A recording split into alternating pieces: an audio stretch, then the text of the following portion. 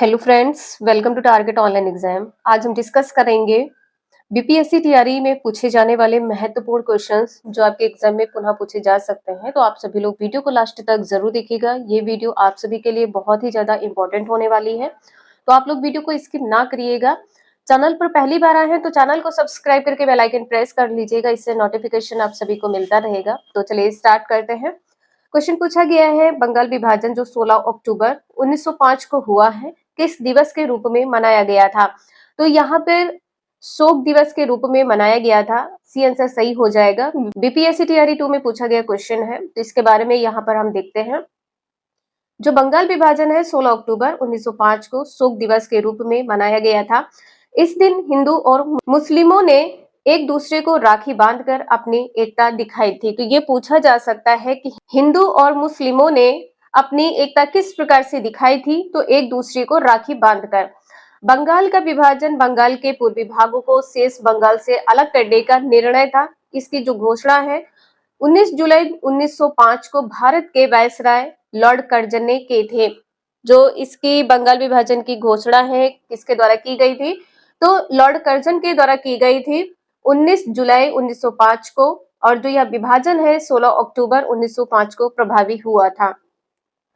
Next question है, बंगाल का विभाजन प्रभावी हुआ था, तो अभी आपने देखा है यहाँ पर सी आंसर सही हो जाएगा। 16 अक्टूबर 1905 से प्रभावी हुआ था। इसके बारे में भी यहाँ पर देख पा रहे हैं, जो बंगाल का विभाजन है 16 अक्टूबर 1905 को प्रभावी हुआ था, और इसकी घोषणा कब की गई थी? तो 20 जुलाई 1905 में इसकी घोषणा की गई थी। बंगाल विभाजन ने राष्ट्रीय एकता पर प्रहार किया और देश में हिंदू मुस्लिम एकता को तोड़ने की कोशिश की। बंगाल विभाजन 1911 में लॉर्ड हार्डिंग के शासनकाल में रद्द हुआ था। तो ये पूछा जा सकता है कि जो बंगाल विभाजन है किसके शासनकाल में रद्द हुआ था, कब रद्द हुआ था? तो लॉर्ड हार्डिंग के शासनकाल में 1911 ईस्वी में रद्द हुआ था। नेक्स्ट है, प्रथम बार संघर्ष के तरीकों के रूप में स्वदेशी एवं बहिष्कार भारत में कब अपनाया गया? ये आंसर यहाँ पर सही हो जाएगा, बंगाल विभाजन।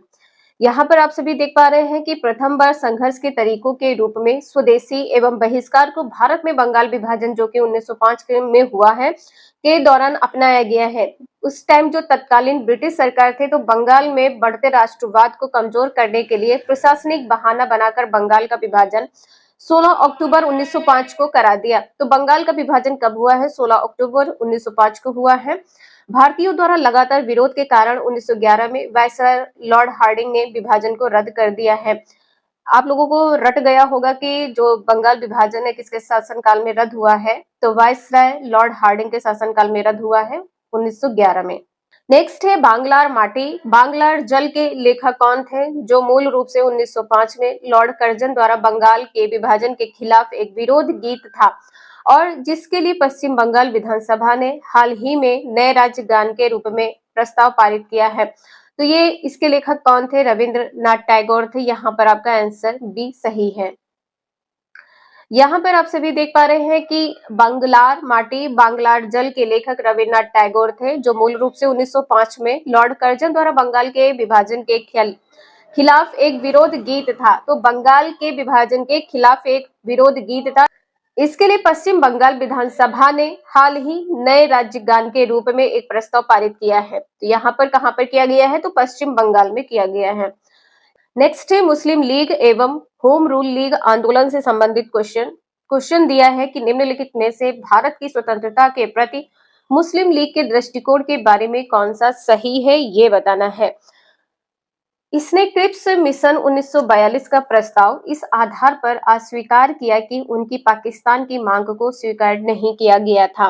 तो बिल्कुल सही है, ये पॉइंट यहाँ पर आपका सही हो जाएगा। इसे 1 से 2 बार जरूर देख लीजिएगा।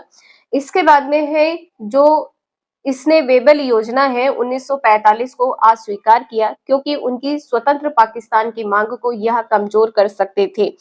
तो ये भी पॉइंट यहाँ पर आपका सही हो जाएगा। इसने कैबिनेट मिशन प्रस्ताव को अस्वीकार किया और 1946 में गांधी कार्यवाही का सहारा लिया। तो ये भी पॉइंट यहाँ पर आपका सही हो जाएगा।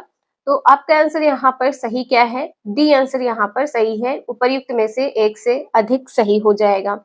यहाँ पर कंप्लीट आप देख सकते हैं इसके बारे में क्या कहा गया है कि भारत की स्वतंत्रता के प्रति मुस्लिम लीग के दृष्टिकोण के संदर्भ में दिए गए प्रश्न में एक से अधिक विकल्प सकते हैं।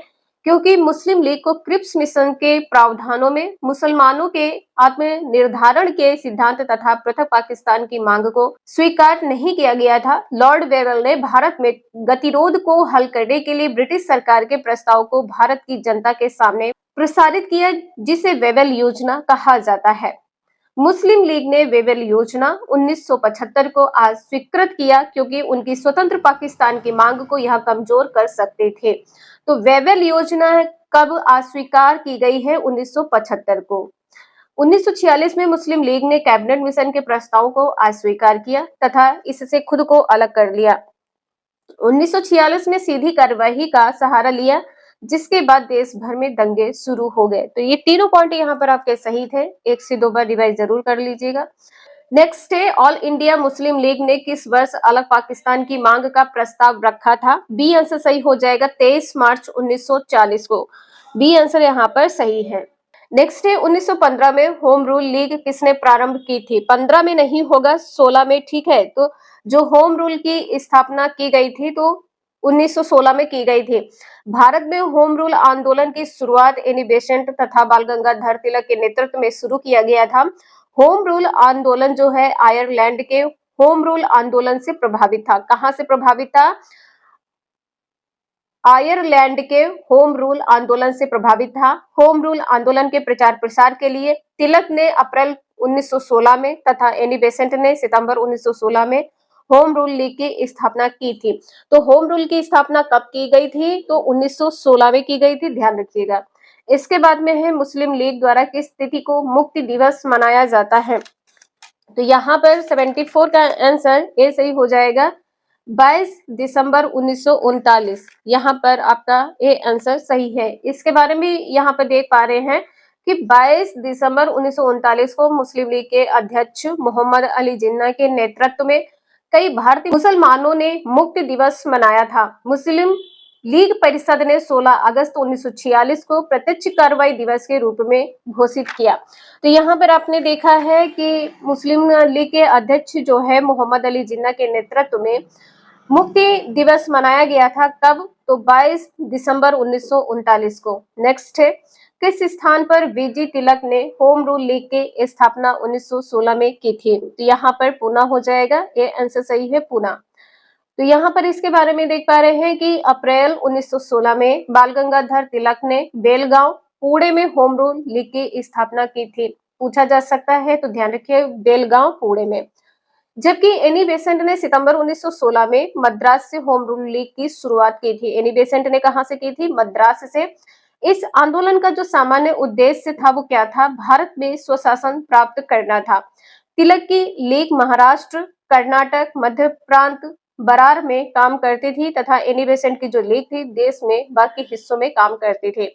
इंपॉर्टेंट है, ध्यान रखिएगा। इसके बाद में है, क्रांतिकारी जो गतिविधि है, यहाँ से क्वेश्चन पूछा गया है। तो गदर पार्टी की जो स्थापना है कहां पर हुई थी? ये हुई थी संयुक्त राज्य अमेरिका में। सी आंसर यहाँ पर आपका सही हो जाएगा। इसके बारे में देख पा रहे हैं कि गदर पार्टी की जो स्थापना है संयुक्त राज्य अमेरिका के सैन फ्रांसिस्को के एस्टोरियो में 1913 में अंग्रेजी साम्राज्य को जड़ से उखाड़ फेंकने के उद्देश्य से हुई थी। तो यहाँ पर सैन फ्रांसिस्को के एस्टोरियो में हुई थी। कहां पर हुई थी? सैन फ्रांसिस्को के एस्टोरियो में हुई थी, ध्यान रखिएगा। कब? 1913 में। क्यों हुई थी? अंग्रेजी साम्राज्य को जड़ से उखाड़ फेंकने के उद्देश्य से। गदर पार्टी के संस्थापक अध्यक्ष कौन थे? तो सरदार सोहन सिंह भाकना थे। इंपॉर्टेंट है, नोट कर लीजिएगा कहीं पर भी। नेक्स्ट है, किसने 1913 में अनुशीलन समिति की एक शाखा की स्थापना पटना में की थी? तो ए आंसर यहाँ पर सही हो जाएगा, सचिंद्र नाथ सान्याल। ए आंसर यहाँ पर आपका सही है। इसके बारे में देख पा रहे हैं कि अनुशीलन समिति की एक शाखा पटना में सचिंद्र नाथ सान्याल ने 1913 में स्थापित की थी। अनुशीलन समिति एक भूमिगत ब्रिटिश विरोधी क्रांतिकारी समिति थी। जो अनुशीलन समिति थी ये क्या थी? तो भूमिगत ब्रिटिश विरोधी क्रांतिकारी समिति थी, नोट कर लीजिएगा।